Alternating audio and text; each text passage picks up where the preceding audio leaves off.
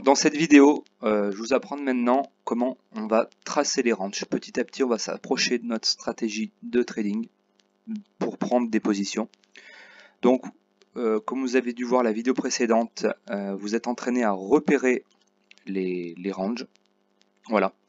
Donc maintenant, je vais vous faire voir les méthodes pour les tracer, pour les encadrer dans un rectangle, ce qui nous permettra par la suite de les trader. Donc, prioritairement, donc vous allez prendre déjà l'outil rectangle. Voilà, donc on va chercher dans les ranges à ce qu'il y ait au moins, pour considérer vraiment un range, en tout cas dans cette stratégie débutant, puisque vous verrez si vous voulez aller plus loin dans Ichimoku, avec Ichimoku on arrive à repérer les ranges en début de formation, c'est-à-dire arriver ici, on sait que les prix ont grande probabilité de rentrer dans un range. Voilà. Mais pour l'instant, si vous n'en êtes pas là, on va repérer à ce qu'il y ait au moins 2 touches sur le support en bas et 2 touches sur la résistance en haut. Donc ici, et on va prendre en priorité, si l'on peut, encadrer dans le corps vrai des chandeliers et pas des mèches. Quelquefois ce sera les mèches. Le rectangle se tracera avec les mèches, les touches se feront avec les mèches. Mais si l'on peut, on préférera le corps vrai des chandeliers. Je vais vous expliquer pourquoi après. Donc ici, je vais me mettre comme ceci. Vous voyez, mon trait. Je clique une fois, j'étends mon rectangle. Et ici, voilà, vous verrez après que l'habitude... alors ici, par contre... bon, ici, c'est pas un range qui est très propre, on va dire. Voilà, vous avez, c'est pour que vous compreniez le principe.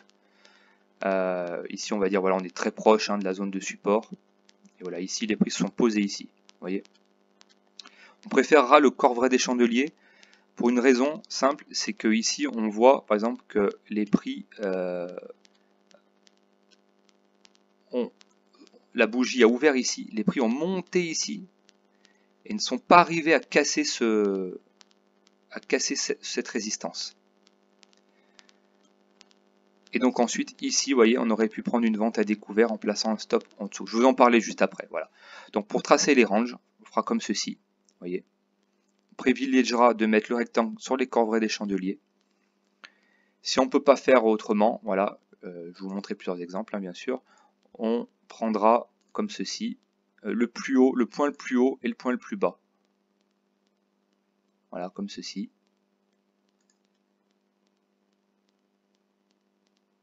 Voilà, on va tracer un range comme ça, comme ceci. Donc, je vais reprendre moi mon exemple d'avant. Donc ne vous inquiétez pas, vous verrez, au début ça paraît peut-être un petit peu compliqué de tracer les ranges. Vous apercevrez que c'est très facile avec l'habitude. Quand vous allez vous entraîner, bien sûr, vous allez vous entraîner à faire ça, ça va devenir un jeu d'enfant. Voilà. Donc ici, je vais prendre ici. On essaie de relier le plus de points possible. Si on avait 3 touches, voilà, ici. Si on avait une mèche, mais si on avait plutôt un corps vrai, on aurait relié le corps vrai, voilà, pour que les prix butent sur une résistance et un support. Voilà, le plus de points possible. Donc comme ceci, voilà, j'avais tracé comme ceci. Voilà, je le tracerai comme ceci, moi. Voilà. Voilà. Et donc, vous entraînez à tracer ça. Et on va prendre également le retracement de Fibonacci pour tracer tous les paliers à l'intérieur du range. Donc vous voyez, je clique ici, je suis en haut de mon range, là, je clique ici, une fois, j'amène le 0 en bas. Voilà, ici, exactement. Je reclique, je peux étendre, voilà. Et vous voyez, j'ai tous les paliers là. Je vous expliquerai comment s'en servir ensuite. Sachant que ça sera simplement ici, on va pas s'en servir de façon très poussée. Voilà. Mais bon, il faut que vous sachiez le tracer. Donc, tracer le retracement de Fibonacci. Voyez qu'ici, le range a cassé. Regardez la bougie, hop, là on part sur une tendance haussière. Voyez. Donc pour cet exemple-là, ça sera tout. Donc voici dans un autre exemple, où là on n'a pas encore un range totalement formé. Mais vous voyez, on peut déjà un petit peu anticiper. voilà, comme je vous l'ai montré. Donc ici, on prend le rectangle, on place en priorité sur le plat des corvrais des chandeliers, comme ceci, voyez. En bas, on a déjà, vous voyez, regardez, ici on prend les corvrais, et ici, vous voyez que les prix ici, presque ici, ici, arrivent sur cette zone de support, voyez. Et donc quand mes prix ici, si mes prix ici butent, qu'ils font surtout une grande mèche, mais que le plat reste sur cette résistance, ça pourrait être un signe, comme je vous montrerai plus tard, de prendre une vente à découvert. Voilà pour cet autre exemple pour tracer les ranges.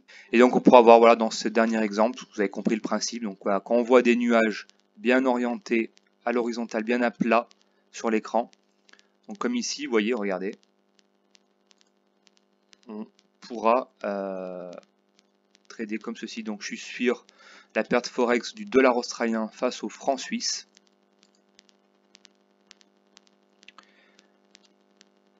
Voilà, comme, vous voyez, comme ceci. Et regardez, ici, vous voyez, regardez,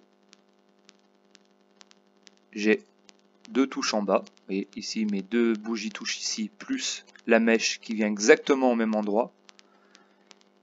Mes prix ici, donc j'attendrai ici de voir si les prix butent bien sur cette résistance. Dans l'idéal, qu'ils fassent une grande mèche pour aller trader le range, comme je vous expliquais, comme je vais vous expliquer juste après. Voilà. Voilà. Donc déjà, si ce n'est pas déjà fait, entraînez-vous à repérer les ranges. Entraînez-vous à les tracer comme ceci. Si c'est difficile avec les plats de bougies, vous pouvez les tracer avec les mèches. Si plusieurs mèches font des touches en haut ou en bas, vous les tracez avec les mèches. Voilà. Regardez bien que les nuages twistent bien et soient bien à l'horizontale. Donc déjà, vous avez du travail là-dessus, c'est-à-dire entraînez-vous à les repérer et à les tracer. Quand vous avez réussi à tracer des beaux rectangles comme ceci, à encadrer les prix qui font un range ou une dérive latérale, comme j'ai expliqué dans la théorie de Dow, vous vous entraînez à tracer, ça c'est le plus simple, le retracement de Fibonacci. Vous cliquez une fois ici, vous amenez comme ceci. Voilà, vous recliquez, vous pouvez étirer ensuite, recliquer, c'est terminé. Et très souvent, vous vous apercevrez que les 50% de Fibonacci tombent pile poil sur un plat SSB. Ce qui est normal, c'est comme il n'y a pas eu de nouveau plus haut, nouveau plus bas, la SSB, comme je l'explique plus en détail dans ma formation Day Trading Ishimoku, voilà, se met à plat. Donc c'est un signe, si vous voulez, que le range est bien tracé. Comme ici, vous voyez, voilà, les 50% de Fibonacci tombent pile poil sur ce plat SSB. Et donc on va voir par la suite comment, dans une stratégie débutant, comment trader le range avec donc déjà les repérer, les tracer le retracement de Fibonacci, et on mettra en aide pour, dans certains cas, on va dire en aide le RSI. Voilà, donc on va voir tout de suite, on va voir juste après donc la stratégie pour enfin prendre position.